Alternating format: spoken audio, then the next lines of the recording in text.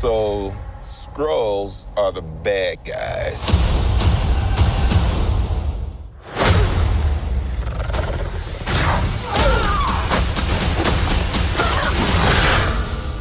And you're a Kree, a race of noble warriors. Heroes. Noble warrior heroes.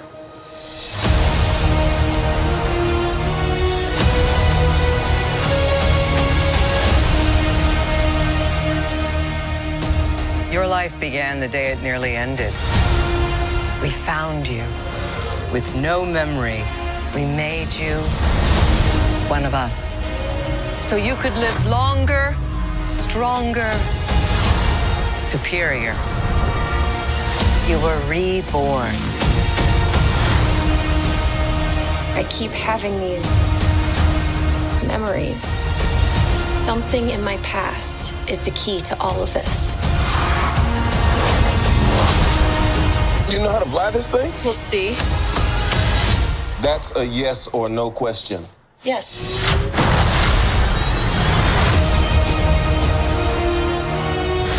Would you like to know what you really are? I think I had a life here. What aren't you telling me? You've come a long way, but you're not as strong as you think. This war is just the beginning. I'm not gonna fight your war. I'm gonna end it.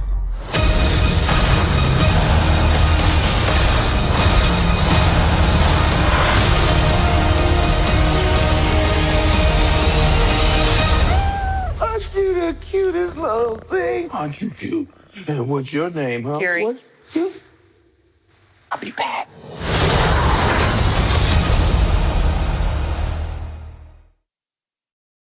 Hey guys, Handicap Kid here. Alright, we're back in my little nerd area here that we got where all my figurines are. Okay, so we're here to talk about Captain Marvel.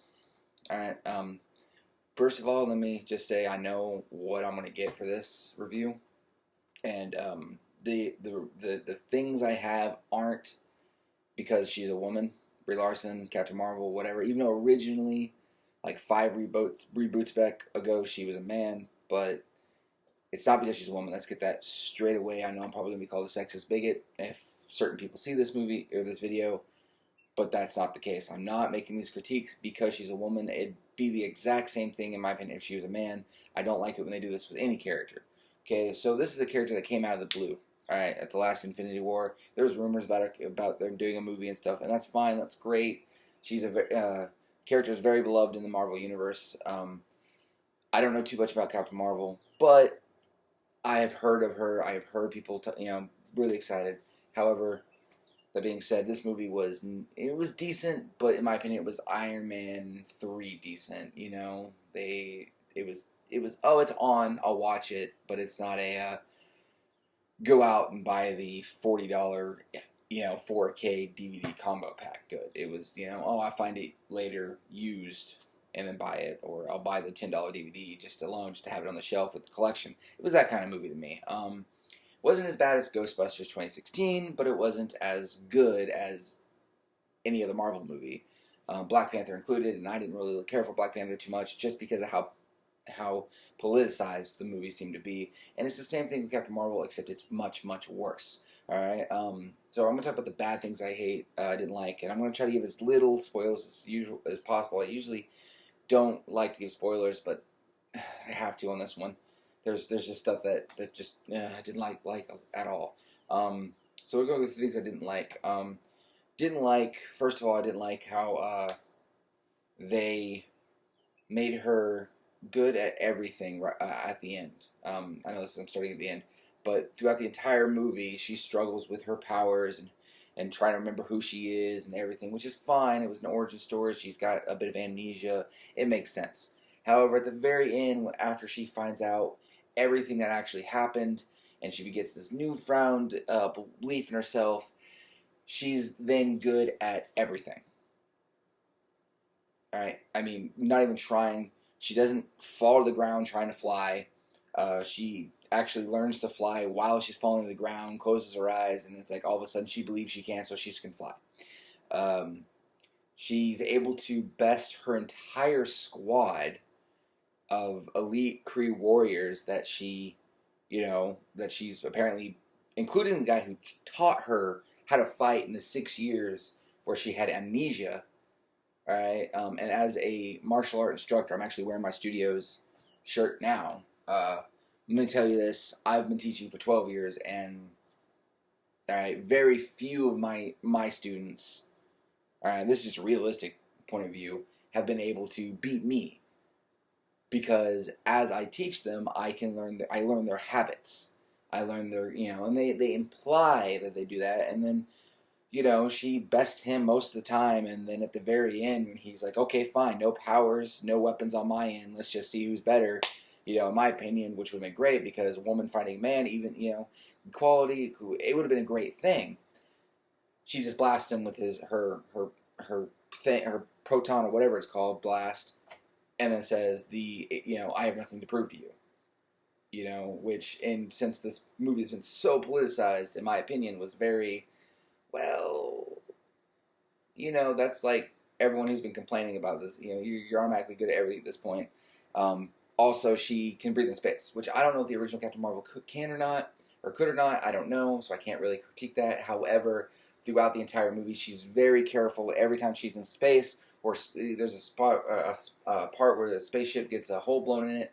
She's very careful to put on her Kree suit helmet and have the mask with the force field, or everything pop up, and they made very sure to show that it pops up.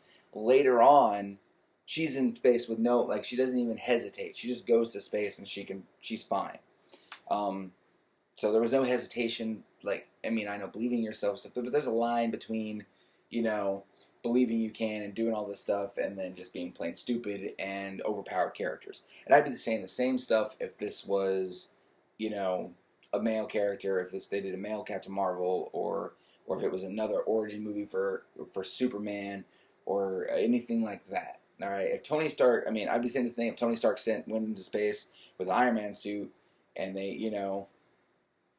and then they did had Jarvis, or his new computer, since Jarvis is now Vision, and, say, did you test this suit for the pressure and oxygen ratings? And if he said, nah, I think we're good, without suggesting, yes, I did the math, or yes, I did this.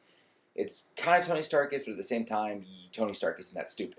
It'd be the same thing, in my opinion. And that's just me. So that's the first thing I hate, and that's probably the longest. The next thing I hate, is how they tied everything to the the Avengers to her, which makes sense because it's Nick Fury.